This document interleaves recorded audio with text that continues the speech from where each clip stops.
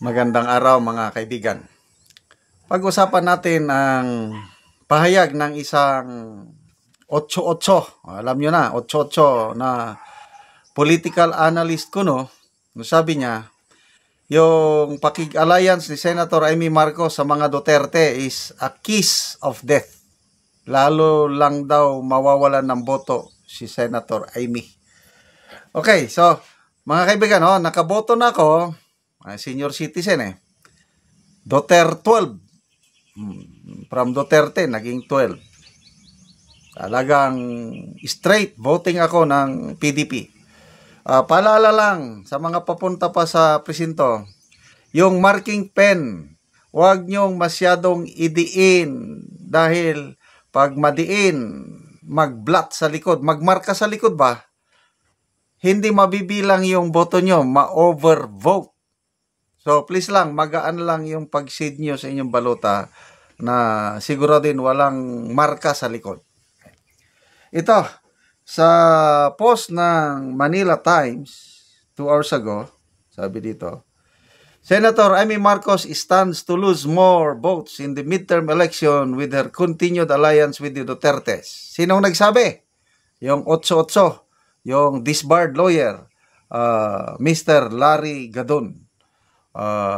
Sinisweldohan natin, Presidential Advisor on Poverty Alleviation. Anong naitulong niya sa laban sa kapobrehon? Survey ng SWS, dumarami ang bilang na nagugutom, dumarami ang bilang ng mga pobreng Pilipino. Anong ginagawa itong Presidential Advisor nito? Tapos, parang, parang Presidential Advisor on Political Affairs. Sabi niya, wala daw, lalo lang daw matatalo si Amy Marcos.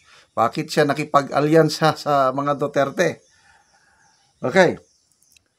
Ito, basahin ko Senator Amy Marcos stands to lose more votes in the midterm election with her continued alliance with the Dutertes. Yun ang payag ni Gadon. Gadon issued the statement as he expressed dismay over the senator's new political advertisement asserting that the administration was no longer led by a Marcos but run by Romualdezes and Aranetas. He said he does not agree with her claim that her brother, President Ferdinand Marcos Jr., is conspiring with the very people who once oppressed their family.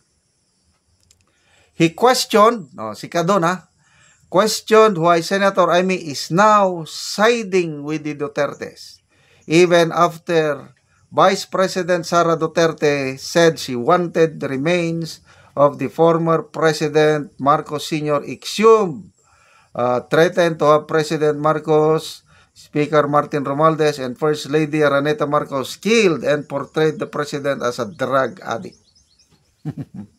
Grabing mga birada ni Senator Amy ngayon. Ito ang sabi ni Gadon. I believe Sara's endorsement is a kiss of death. The Dutertes no longer have the votes. Wow. Especially now that their image is so tarnished in the public eye. Pabayaan na lang natin si Mr. Larry Gadon. Karapatan niya yan na magpahayag ng kanyang opinion. Okay. So, unahin natin yung sirang-sira na daw ang mga Duterte sa image ng mga tao. Well, depende sino yung mga tao. At depende gaano kadami yung tao. But basing on, yun na lang, yung birthday ng Pangulong Digong nung March 28. Hamunin natin si Mr. Larry Gadon. Kaya ba ng Pangulong Marcos Jr. mag-birthday siya September, correct me if I'm wrong, September 13. Sige nga, kaya nyo bang magkaroon ng global celebration ng President Marcos Jr.? We challenge you. So, kung kaya ninyo yung ginawa ng mga DDS noong March 28 at mas marami, sige, payag na kami. Aminin na namin na kakaunti na lang ang ang naniniwala sa mga Duterte. Sige nga, Tatanggapin nyo bang hamon? But I don't think so. Hindi nyo kaya. O, kaya nyo bang magkaroon sa Google Map ng Duterte Park? Later on, naging Duterte Forest. Later on, naging Duterte Street. May Duterte Beach. Kaya nyo ba yon?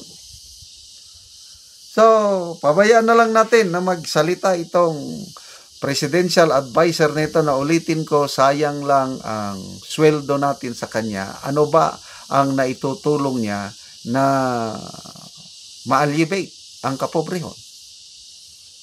Oh, wala na daw tao mga Duterte, lalo daw matatalo. I don't believe so. Kasi ako, pamilya ko, kaibigan ko, bago siya inendorso ni BP Sara, ayaw na namin kay Senator Amy. Kasi nga Marcos siya eh. Kaya lang nung sinimulan niya yung kanyang Senate investigation, tapos sinabayan pa ng endorsement ni BP Sara, tapos mabilis gumawa siya ng committee report, sampa ng kaso sa ombudsman, mabilis naman ang ombudsman, ngayon pinapasagot na yung mga kinasuhan. Nako, nagbago na ang lahat. So, kinampanya namin si Senator Amy at maraming naniwala. At first, maraming tanong, halos lahat nagtanong, bakit nyo isinama si Marcos at Villar sa Duterte? Pinaliwanag namin na hindi pare-parehas ang magkakapatid. Tapos, pinaliwanag namin yung ginagawa ngayon ni Senator Amy. Tapos, ano pa yon? Na may na si PRRD, meron akong nabasang post ba o video na wala daw problema si PRRD kay Senator Amy. Talagang daman-daman ni PRRD ang sincerity ni Senator Amy sa pagtulong sa mga Duterte. At ganon din si BP Sara. Bakit inendorso ni BP Sara si Senator Amy? Dahil magkaibigan sila, kilalang-kilala ni BP Sara si Senator Amy. And I believe, yung endorsement ni BP Sara kay Senator Amy lalong nagpalakas sa kanya. Nadagdagan pa, endorsement ng Iglesia ni Cristo. Wow, yun na yung final blow. Kung sa boxing match pa, yun na yung left hook ba yun ni Suarez? Yun, mainit na topic ngayon, yung tumira si Charlie Suarez. Tapos dumugo ang kalaban, panalo na sana, kaya lang headbutt ko no ha. Yan na, ang final blow, yung endorsement ng Iglesia ni Cristo. In-endorse nila si Senator Amy at Camille Villar. Tingin ko mananalo si Senator Amy at Camille Villar. At itong sinasabi nila Rigadin na ito is it does not hold water. 8-8 siya pagdating dito sa usaping politika. Pabayaan na lang natin siya. Okay mga kaibigan, salamat sa inyong pagsubaybay sa ating channel. Nakakatulong kayo ng malaki sa tribong Talandig ng Bukidnon. Ang sweldo po natin is pantulong sa tribo. Sa ngayon, namimigay tayo ng livelihood assistance sa kanila. Nagpapatanim tayo ng saging lakatan. Panoorin nyo ang video na ito. Araw na anak ko sa saging lakatan ni Manang Ilma. Nga maayo gid ang tubo silang saging. Maayong buntag. Mayong buntag po. Oo, unsa man ka diya? Nag-abono. Buno ka og Complete. Para sa kuan ba? Kay tinulan naman. ting-ulan naman. Oh. Tabunan tayon. Tabunan dayon kay para di mabanla sa ulan. Oo. Bisag mo ulan. Steady. Steady. Steady ang kuan, abono. Abono.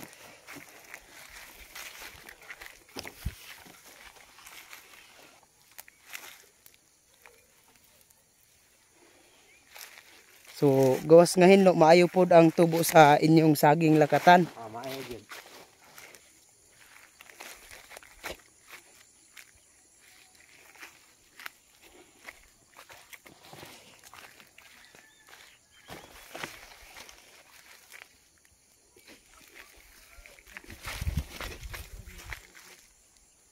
Nindot na gid kaayo ang tubo sa saging ni Manang Ilma. O gawas nga hinlo, maayo pod ang tubo kay sige sila kaabono ani. Pila gani ni kapunuan ang inyong saging lakatan? 140 ni tanan. 140. Oh. Ug karon unsa imong ikasulti sa padayon sa pagpananom, sa pag-abonos ug sa pag-suporta niini? Unang-una daghang salamat sa Ginoo kay gitagaan minyag ulan. Mm.